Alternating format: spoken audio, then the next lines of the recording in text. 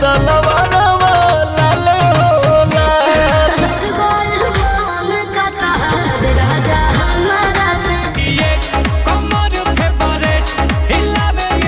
तो हाँ दोस्तों, क्या हालचाल है? आपको पता है भोजपुरी के 3 धुरंधर अपने अपने गाने लेकर आ चुके हैं। हाँ भाई, पावर स्टार पवन सिंह अपना सलवारवा लाले हो लाल और खेसारी लाल यादव राजा हमरा और स्टाइलिश स्टार नील कमल सिंह कमर 28 लेकर आ चुके हैं। तो आज के ये वाला वीडियो में हम इन्हीं तीनों गानों के बारे में बात करने वाले हैं। आखिर असलियत में ट्रेंडिंग स्टार और पावर स्टार कौन है? तो आप सब वीडियो को जेरी से फिगारी तक देखें। तो चलिए सबसे पहले बात करते हैं नील कमल सिंह की गाने की।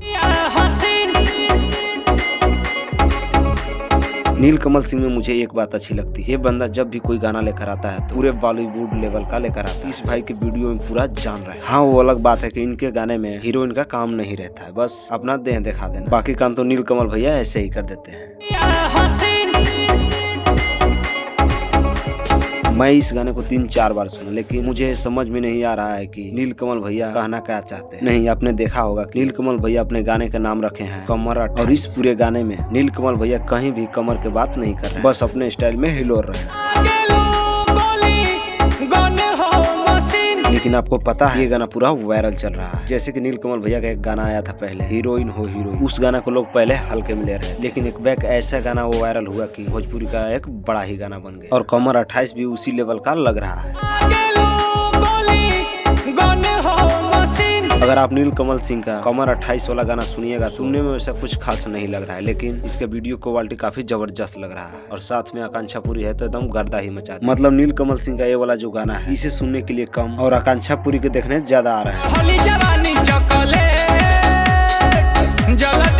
आप सबको बता दूं कि नील कमल सिंह का इस वाला गाना का रिस्पांस काफी अच्छा रहा और लोग कमेंट भी काफी अच्छे कर रहे हैं। लोग ये भी बोल रहे हैं कि पहला ऐसा कलाकार है नील कमल जिनका बिना विवाद का ही गाना बजता है, और बात सही भी है क्योंकि आज तक नील कमल सिंह किसी से विवाद करते ही नहीं है।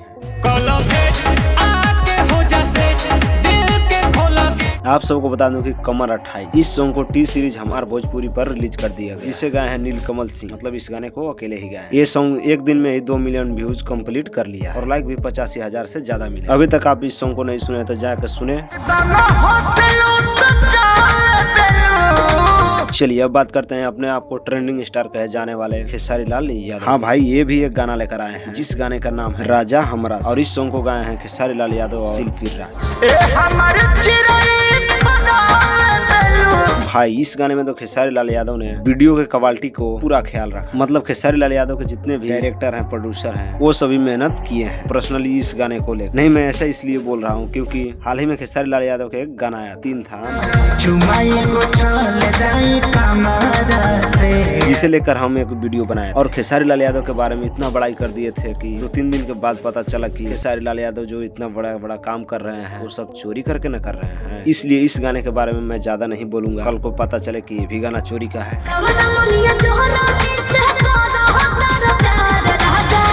आज चोरी का होगा चाहे कुछ, लेकिन खेसारी लाल यादव और आकांक्षा पूरी का एक जिम वाला वीडियो तो आएगा। अब आप ये बोलोगे कि ऐसा क्यों आएगा भाई? आपको पता नहीं है खेसारी लाल यादव और आकांक्षा पूरी गाना को प्रमोट करने के लिए जिम का तो ही इस्तेमाल करते हैं।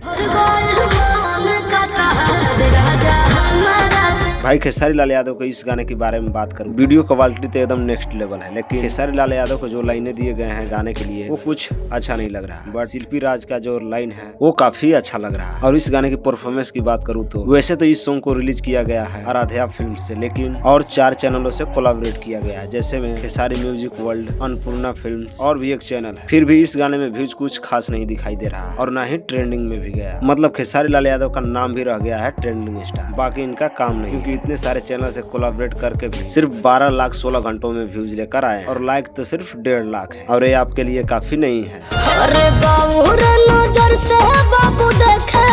चलिए अब बात करते हैं पावर स्टार पवन सिंह के गाने, जिस गाने की बोल है सलवारवा लाले हो लाल और इस गाने को गाए हैं पावर स्टार पवन सिंह और शिल्पी राज। और हाँ, याद रखने वाली ये भी बात है कि ये कोई एल्बम गाना नहीं, ये फिल्म का गाना, जिस फिल्म का नाम है मोहरा। और इस गाने की वीडियो की बात करूँ तो वीडियो तो कुछ खास नजर नहीं आ रहा, लेकिन इस गाने का जो पावर स्टार पवन सिंह का पंच लाइन है वो काफी जबरदस्त लग रहा है। बबुआन के बाद पावर स्टार पवन सिंह और चांदनी सिंह की जोड़ी वापस लौटी है। और मजे की बात यह है कि वो भी फिल्म का सॉन्ग था और ये भी फिल्म का। अब देखना ये होगा कि जैसे वो सॉन्ग ने पूरे फिल्म को हिट करा दिया था, क्या ये सॉन्ग फिल्म को हिट करा पाती है या नहीं। बाकी हमने जब तक देखा है चांदनी सिंह और पावर स्टार पवन सिंह जब किसी आइटम सॉन्ग में रहते हैं तो वो फिल्म हिट ही हो जाती है।